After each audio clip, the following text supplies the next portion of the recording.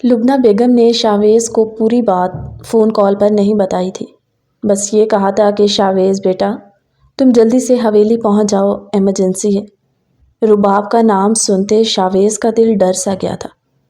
اس نے فوراً رباب کا نمبر ٹرائی کیا جو بند تھا، لیکن یہ سب اس کے وہم و گمان میں بھی نہیں تھا کہ رباب اغوا ہو گئی ہوگی، کیونکہ اسے یہی تھا کہ وہ اس حالت میں ہے تو نہ جانے اس کی طبیعت نہ خراب ہو گئی ہو۔ لیکن جیسے ہی وہ گھر پہنچا، فضلو کی حالت دیکھ کر شاویز بہت زیادہ گھبرا سا گیا۔ بولا موم رباب کہاں ہے اور کیا ہوا اسے؟ آپ نے مجھے اتنی ایمرجنسی میں کیوں بلایا؟ لبنہ بیگم بولی رباب اصل میں ڈاکٹر کے پاس گئی تھی، اسے اپنی طبیعت میں کچھ بوجھل پن سا محسوس ہوا۔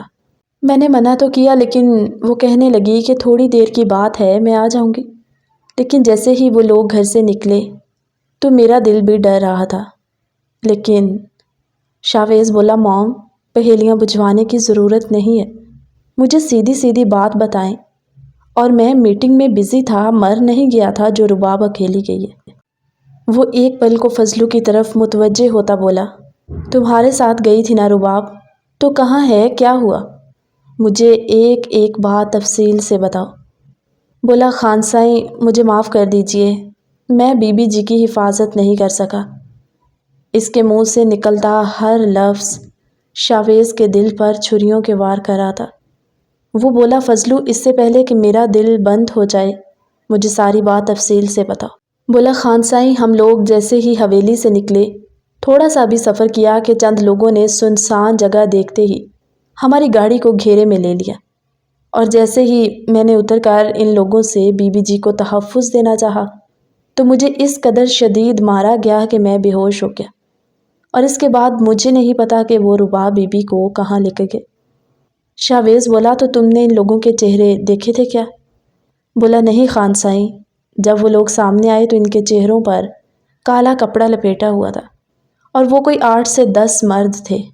شاویز جسے سمجھ نہیں آ رہی تھی کہ وہ کرے تو کیا کرے، وہ پریشانی کے عالم میں ادھر سے ادھر چکر کاٹتا حویلی کے باہر لگے کیمروں کی CCTV فوٹیج دیکھنے لگا، مگر کیمروں کی حدود میں کوئی مشکوک بندہ نظر نہ آیا۔ شاویز یہ سوچنے لگا کہ آخر کون ہو سکتا ہے جو رباب کو کڈنیپ کرے گا، کیونکہ رباب کی کسی سے کیا دشمنی۔ ابھی شاویز انہی سوچوں میں گم تھا کہ اس کے موبائل پر اننون نمبر سے کال آئی۔ شاویز نے جیسے ہی کال ریسیو کی تو آگے سے کسی کے ہنسنے کی آواز آئی۔ بولا کون ہو تم؟ وہ آواز کسی لڑکی کی تھی۔ دیکھو تم جو کوئی بھی ہو، جو نہیں جانتے کہ تم نے کس سے دشمنی مول لے لی ہے، اگر تم کہیں قبر میں بھی چھپ جاؤ تو میں تمہیں نکال کر تمہاری کھال ادھیڑ دوں گا، اگر رباب کے ایک بال کو بھی نقصان پہنچا۔ مشل جو کچھ دیر شاویز کی تڑپ دیکھتی سنتی، وہ صرف بدلے میں مسکرا رہی تھی۔ اس کے ہنسنے کی آواز شاویز خانزادہ کے غصے کو مزید بھڑکا رہی تھی۔ بولا اگر ہمت ہے تو سامنے آ کے مجھ سے بات کرو۔ ایک دم مشل بولی دوسروں کی تڑپ کا اندازہ تمہیں اب ہوگا۔ تمہیں کیا لگتا تھا شاویز میں تمہیں ایسے ہی جانے دوں گی؟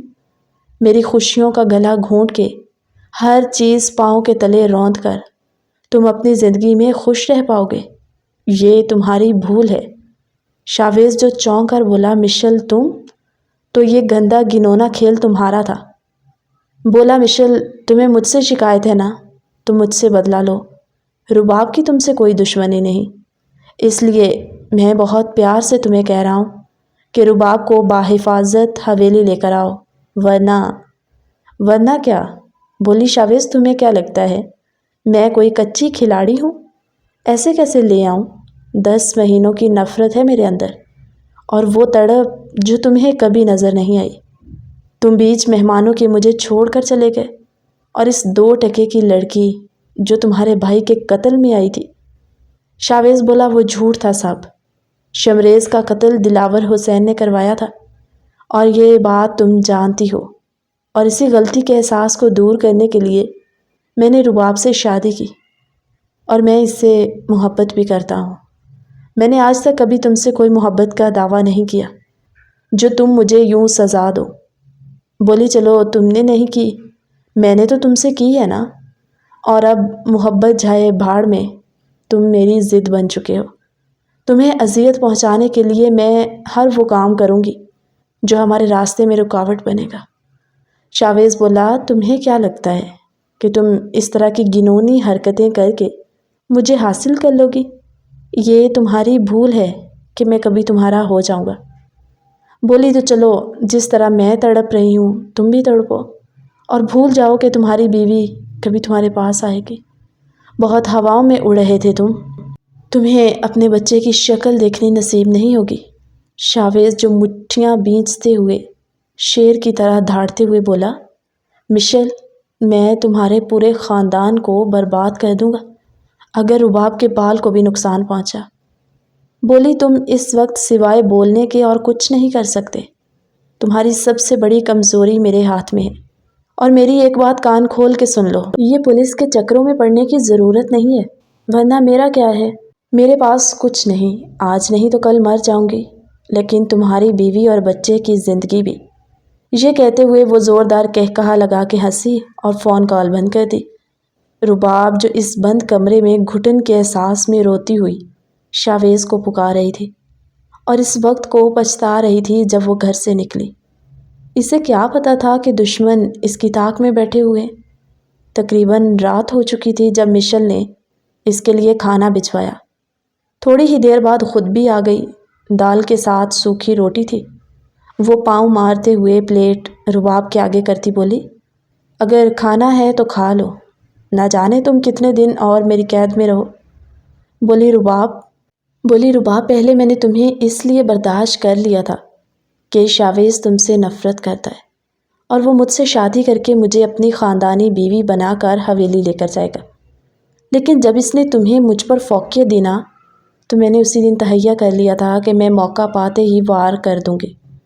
رباب جو گڑ گڑاتے ہوئے بولی، دیکھو مشل، میرا تمہارا کبھی ملنا آمنا سامنا نہیں ہوا، نہ ہماری دوستی ہے اور نہ ہی کوئی دشمنی، اس لیے میں تمہیں اللہ کا واسطہ دیتی ہوں، خدا کے لیے میرے حال پہ رحم کرو۔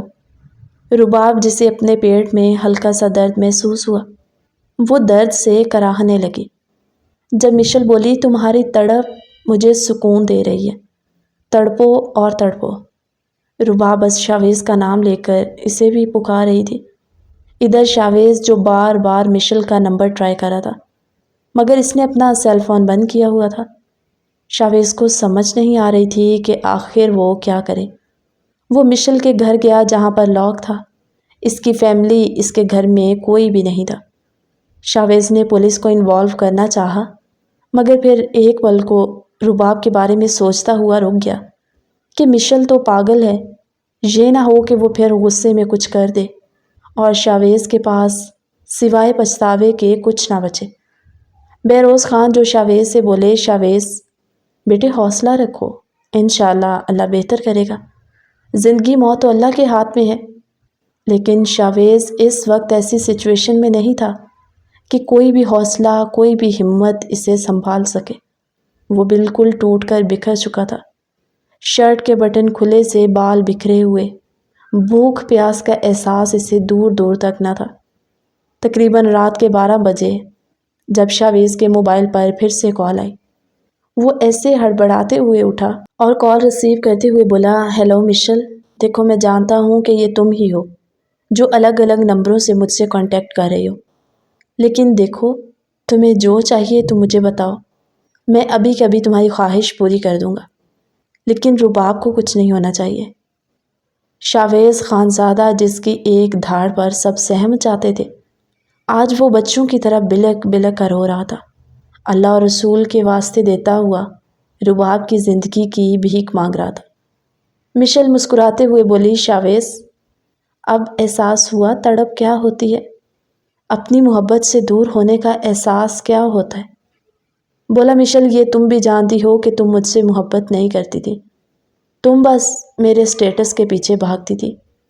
تم کیا سمجھتی ہو کہ میں تمہارے اور دلاور حسین کے بارے میں نہیں جانتا؟ جب دلاور حسین عروج پر تھا تو تم اس کی باہوں میں جھولتی تھی، لیکن جیسے ہی عروج مجھ پر آیا، تم نے دلاور حسین کو لات ماری اور مجھ سے محبت کے دعوے کرنے لگی۔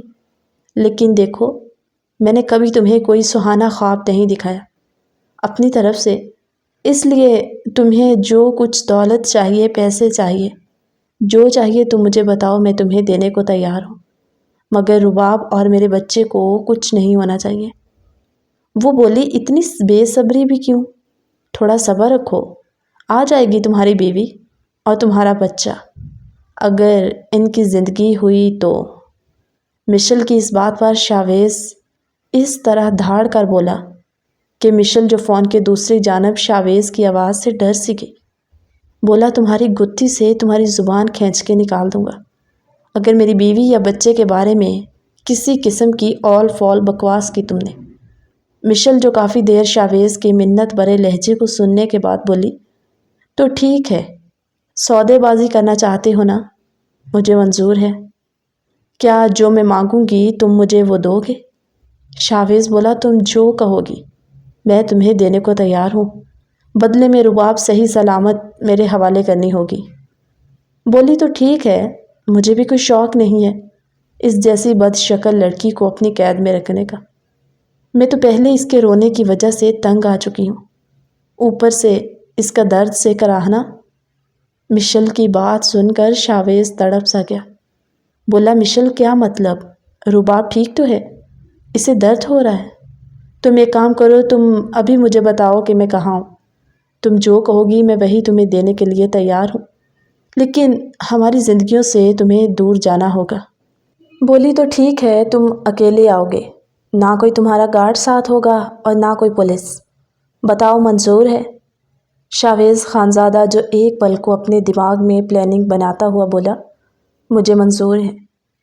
مشل بولی دیکھو شاویز، کسی قسم کی ہوشیاری کی ضرورت نہیں ہے، ورنہ میرے پاس کھونے کے لیے کچھ نہیں ہے، لیکن تمہاری دنیا بھی اجاڑ دوں گی، تم نہ جی سکو گے پھر نہ مر سکو گے، اس لیے کسی قسم کی ہوشیاری کی ضرورت نہیں ہے۔ شاویز بولا تم مجھے لوکیشن سینڈ کرو، میں اگلے 10 منٹ میں وہاں پہنچ رہا ہوں۔ مشل نے کہا ٹھیک ہے، تھوڑا انتظار کرو، بھیج دیتی ہوں لوکیشن، اتنی جلدی بھی کس بات کی ہے؟ یہ کہہ کر اس نے فون بند کر دیا۔ بہروز خان بولے شاویز کیا کہہ رہی تھی وہ جو بھی مانگ رہی ہے تم دے دو، اس وقت ہمارے لیے رباب اور ہمارے بچے سے زیادہ کچھ بھی اہم نہیں۔ ممتاز بھی، جن کا پریشانی سے بلڈ پریشر اتنا ہائی تھا کہ وہ ہاسپٹل میں داخل تھی، لبنہ بیگم جو ہمت کا مظاہرہ کرتی ہوئی بڑی بی کو بھی سنبھال رہی تھی اور بار بار اپنے اکلوتے بیٹے کو حوصلہ دے رہی تھی۔ بولا بابا مشل نے مجھے ملنے کے لیے بلایا ہے اور کہہ رہی ہے کہ میں اکیلا آؤں گا، کسی قسم کی کوئی ہوشیاری کی تو وہ رباب کی جان کی دھمکی دے رہی ہے۔ بہروز خان بولے اتنے بیوقوف تو ہم بھی نہیں ہیں کہ یوں اس کی باتوں کو مانتے چلے جائیں گے، اس لیے فی الحال جو وہ کہہ رہی ہے وہ ہمیں ماننا ہوگا، اگلی کارروائی ہم بعد میں کریں گے جب رباب ہمارے پاس ہوگی۔ تھوڑی ہی دیر میں شاویز کے نمبر پر لوکیشن آئی اور مشل نے کال کی، کہنے لگی اگلے آدھے گھنٹے میں اگر تم یہاں ہوئے تو ٹھیک ہے، ورنہ پھر یہاں آنے کی کوئی ضرورت نہیں، کیونکہ پھر تم سے ملنے کا کوئی مقصد نہیں رہ جائے گا۔ شاویز بولا گھٹیا عورت، تمہیں جو چاہیے ہوگا میں تمہارے منہ پر ماروں گا، میں بس آدھا گھنٹہ تو بہت زیادہ ہے، 15 منٹ تک پہنچ رہا ہوں۔ شاویز اور بہروز خان جو ساری پلاننگ کرتے ہوئے سو چکے تھے۔ شاویز بظاہر اکیلا گاڑی لیتا ہوا نکلا، اس کا بس نہیں چل رہا تھا کہ وہ اڑتا ہوا اس لوکیشن پر پہنچ جائے، مگر جیسے ہی شاویز وہاں پہنچا تو ایک ٹوٹی سی عمارت تھی اور بالکل سنسان راستہ، وہاں آس پاس کسی انسان کا کوئی نام و نشان بھی نہیں تھا۔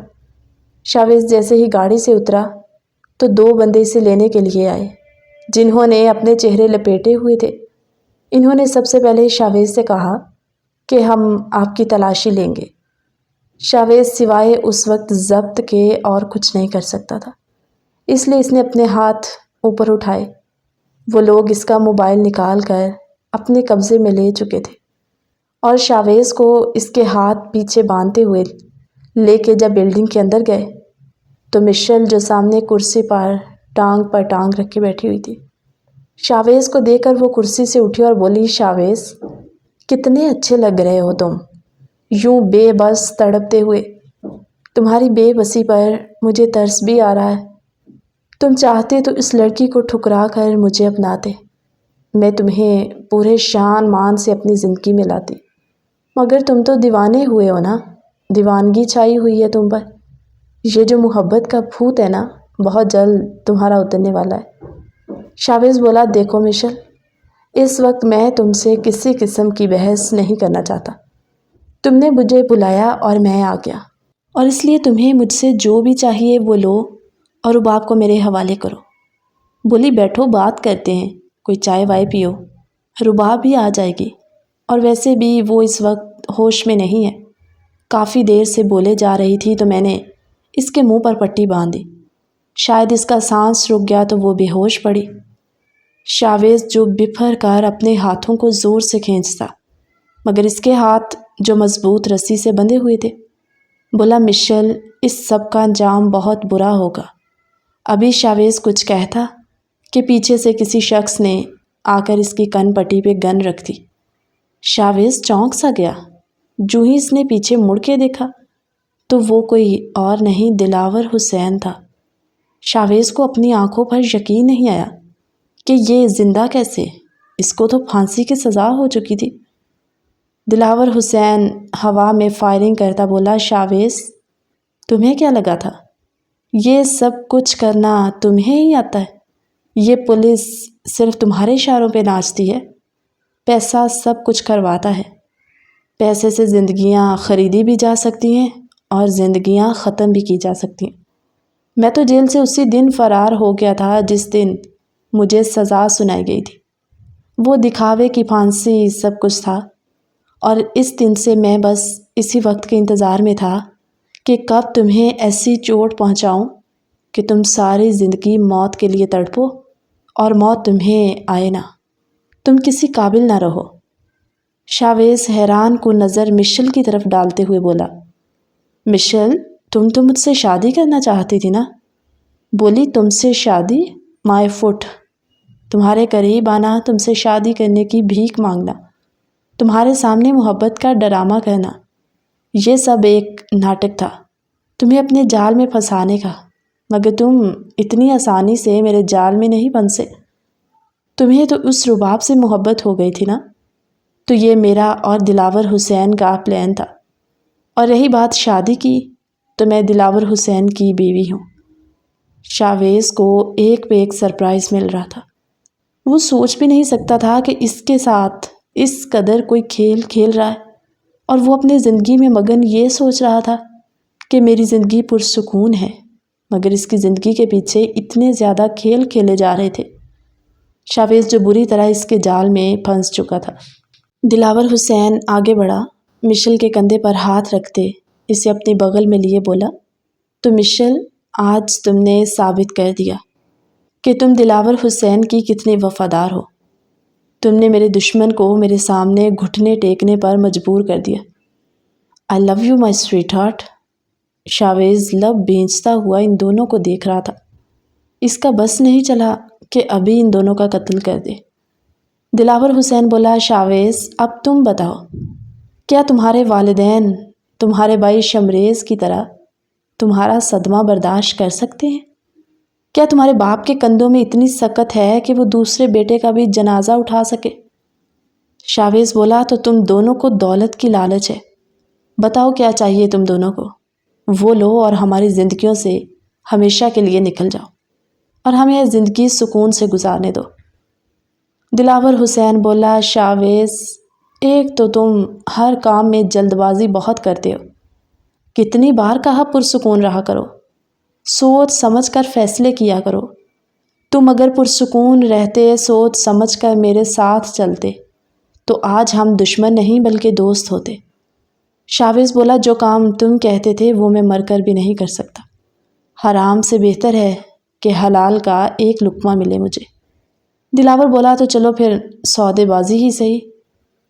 شاویز بولا، یہ سب باتیں ہم بعد میں کر سکتے ہیں، پہلے رباب کہاں ہے، اسے میرے سامنے لاؤ، اور اس کی یہ حالت نہیں ہے کہ وہ یوں قید میں بند پڑی رہے، اسے ہسپتال پہنچانا ہوگا۔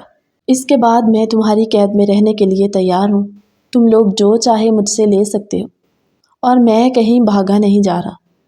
دلاور حسین شاویز کے عین برابر آ کے کھڑا ہوا۔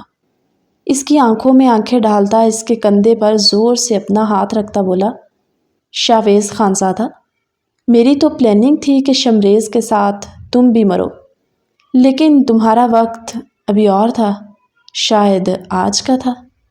میں تمہاری نسل ختم کرنا چاہتا ہوں، اس لیے تم نے سوچ بھی کیسے لیا کہ میں تمہاری بیوی کو چھوڑ دوں گا جو تمہارا وارث پیدا کرنے جا رہی ہے؟ شاویز نے ایک زوردار جھٹکے سے اپنے دونوں ہاتھوں کو کھینچا، اس کی رسیاں ٹوٹ گئی۔ وہ دلاور حسین کی گردن کو پکڑتا زور سے اس کا گلا دبا گیا۔ اس نے اتنی زور سے اس کا گلا دبایا کہ اس وقت وہ بالکل وحشی سا ہو چکا تھا۔ وہ دلاور حسین کو زمین پر گرائے اس کے اوپر بیٹھا، اس کے گلے کو زور سے دبائے ہوئے تھا۔ مشل نے جیسے ہی اپنے بندوں کو اشارہ کیا تو انہوں نے بھاگ کر شاویز کو زور سے کھینچا، مگر وہ اس وقت بھوکے شیر کی مانند بپھرا ہوا تھا، جس کے آگے اگر 50 بندے بھی آ جاتے وہ ان سب کو مات دینے کے لیے تیار تھا، کہ جب ایک نقاب پوش نے گولی چلائی جو شاویز کی ٹانگ میں لگی اور وہ وہیں زمین پر گر گیا۔ دلاور حسین جو شاویز کی گرفت سے نکل کر کافی دیر اپنا منہ کھول کھول کر کھانستا ہوا سانسیں لے رہا تھا، ایک پل کو وہ اپنی موت دیکھ چکا تھا اور اس کا غصہ جو اب کنٹرول سے باہر تھا۔ دلاور حسین بولا، اب میں شاویز تمہیں کسی قیمت پر نہیں چھوڑوں گا، کوئی سودے بازی نہیں ہوگی، جہاں تمہارا بھائی شمریز مرا وہیں تم مرو گے۔ مشل جو دلاور حسین کو ریلیکس کرتی ہوئی بولی، دلاور، یہ وقت جوش سے نہیں ہوش سے کام لینے کا ہے، اور ہم نے اس وقت کے لیے بہت انتظار کیا ہے، اس لیے تم کوئی بھی فیصلہ جذبات میں آ کر نہیں لوگے۔ ہمیں ان کی جان نہیں چاہیے، ہمیں وہ چاہیے جو اس نے حاصل کر کے تمہیں پیچھے چھوڑ دیا۔ شاویز جس کی ٹانگ سے خون مسلسل بہہ رہا تھا، مشل نے اپنے بندوں کو اشارہ کیا کہ اندر سے رباب کو باہر لے کر آئے۔ رباب جو اس وقت بہت بری حالت میں تھی، ان لوگوں نے اسے کرسی پر باندھا ہوا تھا اور ایسے ہی اس کی کرسی اٹھا کر باہر لے آئے۔ رباب کی گردن ایک طرف کو گری ہوئی اور وہ بے ہوش بے سدھ سی رسیوں میں بندھی ہوئی تھی۔ جو ہی رباب کی کرسی باہر لا کر رکھی، شاویز تڑپ سا گیا۔ وہ ٹانگ گھسیٹتا ہوا رباب کے پاس گیا، اس کا چہرہ پکڑ کر ہلانے لگا، بولا، رباب، دیکھو میں آ گیا ہوں، اب کچھ نہیں ہوگا تمہیں، میں سب کچھ سنبھال لوں گا، پلیز اپنی آنکھیں کھولو۔ مگر رباب بالکل آنکھیں موند سی گئی تھی۔ بولا، مشل، یہ تم نے اچھا نہیں کیا، اگر میری بیوی یا میرے بچے کو کچھ بھی ہوا میں ہر چیز کو آگ لگا دوں گا۔ مشل بولی، اگر تمہاری آنکھوں کے سامنے تمہاری بیوی اور بچہ، پھر یہ کہتی ہوئی وہ دلاور حسین کے ہاتھ پر ہاتھ مارتی زوردار کہکہا لگا کر ہنسی۔ ادھر سے بہروز خان جو اپنے بیٹے کو کسی بھی صورت اکیلا نہیں چھوڑ سکتے تھے، وہ اس لوکیشن پر پولیس اور اپنے بندوں کو لے کر شاویز کے پیچھے پہنچ گئے۔ پولیس نے چاروں طرف سے اس عمارت کو اپنی تحویل میں لے لیا۔ جو ہی پولیس کی آواز سنی، دلاور حسین کے 14 طبق روشن ہو گئے۔ بولا، مشل، میں نے تمہیں کہا بھی تھا کہ اس انسان پر بھروسہ نہیں کرنا، مگر تم نے میری ایک نہیں سنی۔ مشل بولی، اگر ہم مریں گے تو زندہ یہ بھی نہیں بچیں گے۔ اس نے ایک زوردار لات رباب کے پیٹ پر ماری۔ رباب جو تڑپ کر رہ گئی، وہ ایک دم ہوش میں آتی درد سے کراہنے لگی کہ جب شاویز جس نے ایک بندے کے ہاتھ سے گن کھینچی اور جو ہی وہ دلاور حسین پر فائر کرنے لگا، پولیس نے کہا، شاویز خانسائیں، آپ قانون ہاتھ میں مت لیجیے، ہم نے ان لوگوں کو چاروں طرف سے گھیر لیا ہے، اب آپ کو کوئی نقصان نہیں پہنچا سکتا۔ پولیس نے آگے بڑھ کے مشل اور دلاور حسین کو اریسٹ کر لیا۔ بہروز خان جو بھاگ کر شاویز کے پاس آئے، اس کی ٹانگ پر گولی لگ چکی تھی، مگر اسے اپنی ٹانگ کی پرواہ کہاں تھی۔ وہ تو سامنے رباب کو تڑپتا دیکھ کر تقریباً مرنے کے قریب تھا۔ اس نے آگے بڑھ کر جلدی سے رباب کے ہاتھ کھولے، اس کے منہ پر سے پٹی اتاری جو ہونکوں کی طرح سانس لینے لگی، لیکن اس میں اتنی سکت نہ تھی کہ وہ کوئی بات کر سکتی۔ وہ بس اپنا پیٹ پکڑے درد سے بلک رہی تھی۔ بہروز خان جلدی سے بولے، شاویز تم دونوں کو ہاسپٹل لے جانے کی ضرورت ہے۔ انہوں نے گارڈز کو اشارہ کیا جو جلدی سے گاڑی قریب لے کر آئے۔ شاویز اور رباب کو گاڑی میں بٹھاتے جلدی سے ہاسپٹل کے لیے نکلنے لگے۔ جب دلاور حسین شاویز کو پیچھے سے آواز دیتا بولا، شاویز ہمارا حساب یہاں پر برابر نہیں ہوتا، تم انتظار کرنا، میں لوٹ کر آؤں گا۔ وہ لوگ ہاسپٹل پہنچے تھے، دونوں کو ایمرجنسی میں لے گئے۔ شاویز کی ٹانگ میں گولی لگی ہوئی تھی، گولی کو نکال کر اس پر پٹی کر دی گئی، مگر اس کا خون کافی بہہ چکا تھا اور ڈاکٹرز نے کچھ دن بیڈ ریسٹ کرنے کا بھی کہا تھا، مگر وہ بار بار رباب کے بارے میں پوچھ رہا تھا۔ رباب جسے فوری طور پر ایڈمٹ کر لیا گیا۔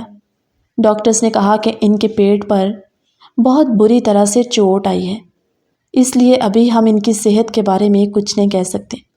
بچے کی دھڑکن چل رہی ہے مگر ماں کی حالت کافی کریٹیکل ہے، بس آپ لوگ دعا کیجیے، کیونکہ جب دوا اثر نہ کرے تب دعائیں کام کر جاتی ہیں۔ شاویز ویل چیئر پر بیٹھا رباب کے بیڈ کے پاس اس کے سر کو سہلا رہا تھا اور بولا، رباب مجھے معاف کر دینا، میں تمہاری حفاظت نہیں کر سکا۔ رباب بے ہوش تھی، منہ پر آکسیجن لگی ہوئی تھی۔ جب ڈاکٹرز نے کہا کہ ہمیں فوری طور پر ان کا آپریٹ کرنا ہوگا، کیونکہ اس طرح ماں اور بچہ دونوں کی جان خطرے میں ہے۔ شاویز بولا، ڈاکٹر صاحب جو کرنا ہے کریے، مگر پلیز میری بیوی اور میرے بچے کو بچا لیجیے۔ ڈاکٹر بولی، خان سائیں آپ ہمت کیجیے، ہمارے اختیار میں جو ہے ہم اپنی پوری کوشش کریں گے، باقی اللہ کے کاموں کو کون ٹال سکتا ہے۔ شاویز جو باہر بیٹھا رو رو کر اپنے رب سے دعائیں مانگ رہا تھا۔ لبنہ بیگم، ممتاز بھی، بہروز خان، پوری فیملی، رباب کے والدین بھی وہاں پر پہنچ چکے تھے۔ ان کے ہنستے بستے گھر میں ایک پل میں کہرام سا مچ گیا تھا۔ ڈاکٹر جو کافی سیریس حالت میں باہر آئی اور بولی کہ ایک انتہائی بری خبر ہے آپ لوگوں کے لیے، بچے کو آکسیجن کی کافی کمی ہے، لیکن اس وقت ہم لوگ اس سچویشن میں ہیں کہ ہم دونوں میں سے کسی ایک کی جان بچا سکتے ہیں، اس لیے آپ لوگ جلدی بتائیں بچے کی جان بچائیں یا ماں کی۔ شاویز جسے اپنے ہاتھوں سے سب کچھ سرکتا ہوا محسوس ہو رہا تھا، وہ کوئی فیصلہ لینے کی پوزیشن میں نہ تھا۔ وہ جلدی سے بولا، ڈاکٹر صاحب آپ رباب کو بچائیں۔ بہروز خان جو آنکھوں سے آنسو پونچھتے ہوئے بیٹے کے کندھے پر ہاتھ رکھتے اسے سہارا دے رہے تھے۔ لبنہ بیگم جو بیٹھی جائے نماز بچھائے اللہ سے رو رو کر دعائیں مانگ رہی تھی۔ کافی دیر گزر گئی، سب کا انتظار، ان کا صبر ختم ہونے کے قریب تھا۔ جب ڈاکٹر باہر آئی تو شاویز ایک دم اپنی ویل چیئر آگے کرتا بولا، ڈاکٹر صاحب رباب کیسی ہے، ٹھیک تو ہے وہ؟ ڈاکٹر مسکرائی اور بولی، اللہ تعالیٰ نے معجزہ کیا ہے، ایسا صرف تب ہوتا ہے جب اللہ کا معجزہ ہو، ورنہ ہمیں کسی قسم کی کوئی امید نظر نہیں آ رہی تھی۔ شاویز بولا، کیا مطلب؟ بولی، آپ کی مسز اب خطرے سے باہر ہیں اور ماشاءاللہ سے آپ کے ہاں بیٹا ہوا ہے، لیکن پری میچور ڈیلیوری ہونے کے باعث ابھی آپ کا بیبی انڈر آبزرویشن رہے گا۔ آپ لوگ بیبی وارڈ میں جا کے بچے سے مل سکتے ہیں اور کچھ دنوں تک بچہ ماشاءاللہ سے ٹھیک ہو جائے گا تو پھر آپ گھر لے کر جا سکتے ہیں۔ رباب جو ابھی ہوش میں نہیں تھی، شاویز اپنا چہرہ اپنے ہاتھوں میں لیے اونچی آواز میں ہچکیوں میں رو رہا تھا۔ اسے یہ سمجھ نہیں آ رہی تھی کہ اللہ نے اسے کس نیکی کا یہ صلہ دیا۔ سب لوگ جن کی سانس ان کے گلوں میں اٹکی ہوئی تھی، شکر کا کلمہ پڑھا اور اللہ کے حضور شکر ادا کر رہے تھے۔ بہروز خان نے فوراً ہی کہا کہ اماں جی، میں ابھی اپنے بچوں کا صدقہ دینے جا رہا ہوں، اللہ تعالیٰ نے موت کے منہ سے میرے بچوں کو دوبارہ زندگی دی ہے۔ ممتاز بھی جو ابھی پورے ہوش میں نہیں تھی، جتنا سب لوگ ڈر چکے تھے، یہ خوشی بھی انہیں ابھی تک اس صدمے سے نکال نہیں پا رہی تھی۔ پورے ہاسپٹل میں مٹھائیاں بٹوائی گئیں۔ شاویز جو اپنی ٹانگ کا درد بلائے رباب کے پاس گیا۔ رباب بے ہوش تھی مگر وہ اس کے ساتھ باتیں کرنے لگا، بڑے پیار سے ویل چیئر اس کے بیڈ کے قریب کرتا اس کے سر پر ہاتھ پھیرنے لگا۔ بولا، رباب تمہیں کچھ ہو جاتا نا تو مجھے نہیں پتا میں زندہ بچتا، اگر مجھے موت نہ بھی آتی تو میرا وجود ایک زندہ لاش بن جاتا، تمہارے بغیر جینے کا تصور بھی نہیں کر سکتا۔ اب جلدی سے ہوش میں آؤ، مجھے تم سے بہت ساری باتیں کرنی ہیں، اور میں تمہیں کبھی بھی ایک پل کے لیے اپنی آنکھوں سے اوجھل نہیں ہونے دوں گا۔ شاویز کی آنکھوں سے آنسو بہہ رہے تھے، اور شاید یہی تو محبت ہوتی ہے کہ آپ دوسرے کا درد دیکھ کر تڑپ جائیں۔ رباب کے چہرے پر جہاں مشل نے پٹی باندھی ہوئی تھی وہاں ابھی تک نشان تھا۔ شاویز اس کے چہرے پر ہاتھ پھیرتا تھوڑا سا آگے بڑھا، اس کے کندھے پر سر رکھے آنکھیں بند کر گیا۔ تھوڑی دیر بعد ڈاکٹر اندر آئی، بولی خان سائیں آپ کی بیوی کو تقریباً 1.5 سے 2 گھنٹے لگیں گے ہوش میں آنے میں، وہ اب خطرے سے باہر ہیں، آپ فکر نہ کریں، چاہیں تو آپ آرام کر لیں۔ مگر شاویز بولا مجھے رباب کے پاس ہی رہنا ہے، اسی کمرے میں۔ برابر کے بیڈ پر شاویز کو جگہ دی گئی، جہاں وہ رباب کے سامنے بیڈ پر اپنی ٹانگ سیدھی کرتا ہوا لیٹ گیا تھا۔ اب جب کچھ وقت بعد رباب کو ہوش آیا تو وہ یہی کہہ رہی تھی کہ شاویز مجھے بچا لو، مشل پلیز مجھے چھوڑ دو۔ ڈاکٹرز جلدی سے اس کے پاس آئیں اور بولی مسز خان آپ ہاسپٹل میں ہیں، اور جو کچھ بھی تھا وہ سب ایک ڈراؤنا خواب سمجھ کر بھول جائیے۔ اللہ تعالیٰ نے آپ کو اپنی نعمت سے نوازا ہے، ایک چاند سا بیٹا اس دنیا میں آیا ہے آپ کا۔ رباب جو بنا آنکھیں جھپکے ڈاکٹر کی طرف دیکھ رہی تھی، اس کی کھلی آنکھوں سے آنسو جو مسلسل گر رہے تھے۔ شاویز اپنے والد کے سہارے ویل چیئر پر بیٹھا اور رباب کے پاس آیا۔ سب لوگ جو اس وقت ارد گرد کھڑے تھے، بولا رباب مجھے معاف کر دو، میں تمہاری حفاظت نہیں کر سکا۔ کہنے لگی شاویز آپ کیوں معافی مانگ رہے ہیں؟ یہ سب میری غلطی ہے، میری وجہ سے آپ سب لوگ پریشان ہوئے۔ اور ہمارا بچہ کیسا ہے، کیا وہ ٹھیک ہے؟ شکر ہے اللہ پاک کا جس نے اپنا کرم کیا ہم پر، اور اس وقت ہمارا بیبی کچھ دن کے لیے انڈر آبزرویشن رہے گا، تو انشاءاللہ پھر سب ٹھیک ہوگا۔ تم کسی بھی چیز کی فکر نہیں کرو، اللہ نے چاہا تو سب جلد ٹھیک ہو جائے گا۔ بولی شاویز آپ ویل چیئر پر کیوں بیٹھے ہیں؟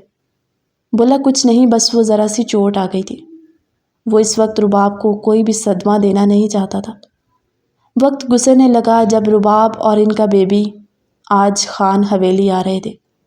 خان حویلی کو آج یوں سجایا گیا جیسے شاویز کی شادی پر سجایا گیا تھا۔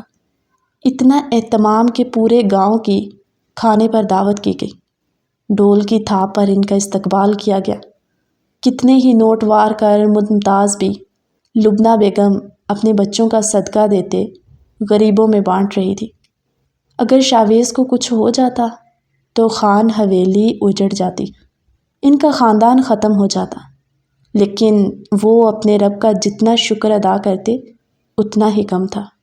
جب رباب نے غور کیا کہ 1 ہفتہ ہو گیا ہے، شاویز صحیح سے چل نہیں پا رہا، وہ زیادہ تر ویل چیئر یا پھر کسی بیساکھی کا سہارا لے رہا ہے، بولی شاویز آپ مجھ سے کچھ چھپا رہے ہیں۔ تو پھر شاویز نے اسے بتایا کہ اس دن میری ٹانگ میں گولی لگی تھی۔ رباب شاویز کے ہاتھ اپنے ہاتھوں میں لیے بولی شاویز آج کے بعد میں کبھی اکیلے گھر سے نکلنے کا سوچ بھی نہیں سکتے۔ وقت یوں پر لگائے اڑنے لگا جب آج ان کے بیٹے محمد کی سالگرہ تھی۔ شاویز رباب کو باہوں میں لیے بولا سویٹ ہارٹ آج ہمارا بیٹا 3 سال کا ہو گیا ہے۔ رباب بولی ماشاءاللہ۔ کہنے لگا مسز شاویز میرے بتانے کا مقصد یہ ہے کہ مجھے لگ رہا ہے کہ اب ہمارا بیٹا اکیلا پن محسوس کرتا ہے۔ بولی وہ کیسے، سب تو ہوتے ہیں اس کے پاس۔ بولا کبھی تو میری بات بنا کہے سمجھ آیا کرو نا۔ بولی تو آپ سمجھا دیجئے نا۔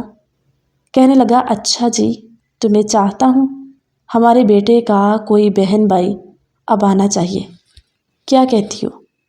رباب جلدی سے شاویز کو پیچھے کرتی بولی شاویز مجھے کام ہے، میں آتی ہوں۔ وہ جلدی سے کمرے سے باہر نکل گئی اور شاویز جو محمد کو گود میں اٹھائے مسکرانے لگا۔ ناظرین کہانی کیسی لگی؟ اپنی قیمتی رائے کا اظہار کمنٹ سیکشن میں ضرور کیجیے گا۔ ملتے ہیں ایک نئی سٹوری کے ساتھ اگلی ویڈیو میں، تب تک کے لیے اللہ حافظ۔